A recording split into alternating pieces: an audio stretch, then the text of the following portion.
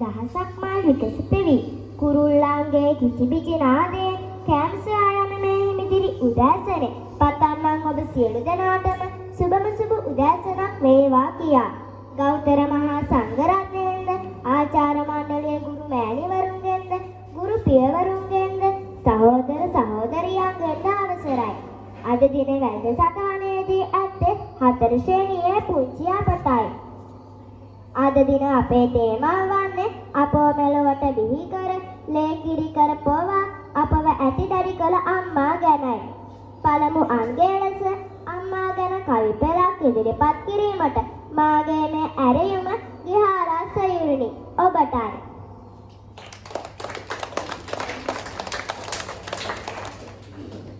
ගෞතම මහා සංඝරත්නයෙන්ද ආචාර්ය මණ්ඩලයේ ගුරු මෑණිවරුන්ගෙන්ද ගුරු පියවරුන්ගෙන්ද සහෝදර ඔබ සැමගෙන්ද අවසරයි.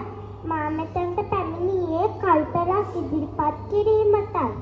ටික ටික වාතුර ආරගෙන පොල් කටුවකට නාවපු ආයුරු මාත කයියගේ උකුල මාත අම්මේ ඔබේ පාපියුමන් සිඹින කොට වැටෙනවා කඳුළු මාගේ දැසින් ඔබේ නාමට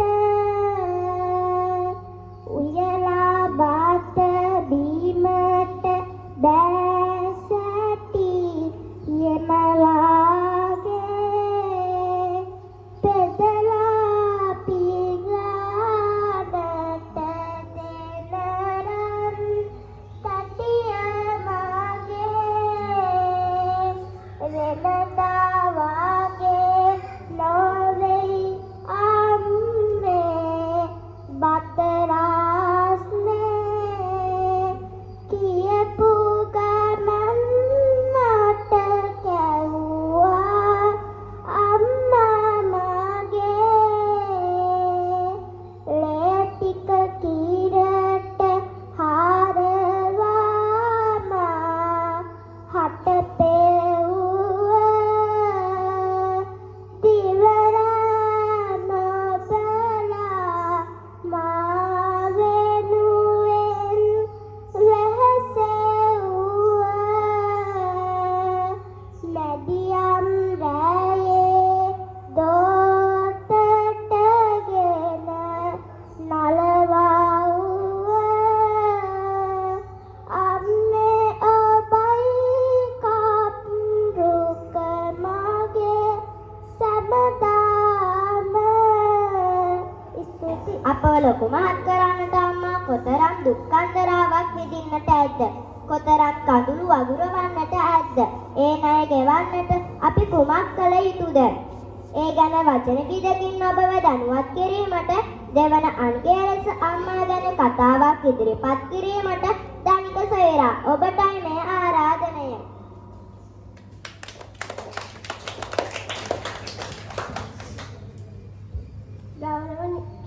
ගෞරවනීය ස්වාමීන් වහන්සේගෙන්ද ආචාර්ය මණ්ඩලයේ ගුරු මෑණිවරුන්ගෙන්ද පියවරුන්ගෙන්ද සහෝදර ඔබ සමගෙන්ද අවසරයි. මා මෙතෙන්ට පැමිණියේ අම්මා ගැන කතාවක් ඉදිරිපත් කිරීමටයි.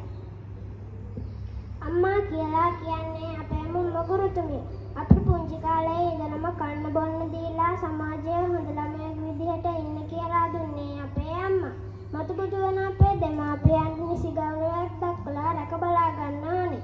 ඒ වගේම අපේ දුකේදී සැපේදී අප ළඟම සිටින අම්මාද රැක බලා ගන්න ඕනේ කියන ගමන් මමගේ කතාව අවසන් කරනවා. තුන්වන අංගය ලෙස අම්මා ගැන සින්දුවක් ඉදිරිපත් කිරීමට මාගේ මේ ඇරීම සහානි සහ ලිතුනි සොයුරියන් දෙදෙනාටයි.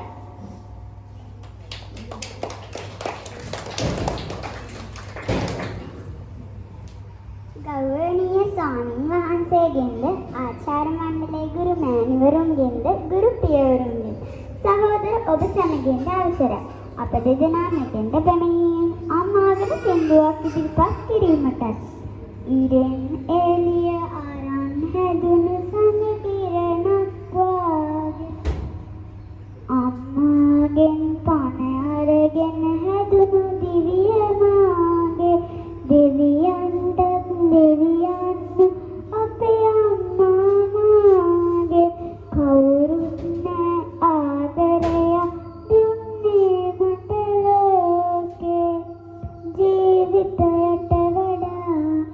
වටිනවා අම්මා මේ ලෝකෙට වඩා දැනෙනවා අම්මා මට වැඩියෙන් දවසක් අම්මා ජීවත් වේවා මගේ අම්මා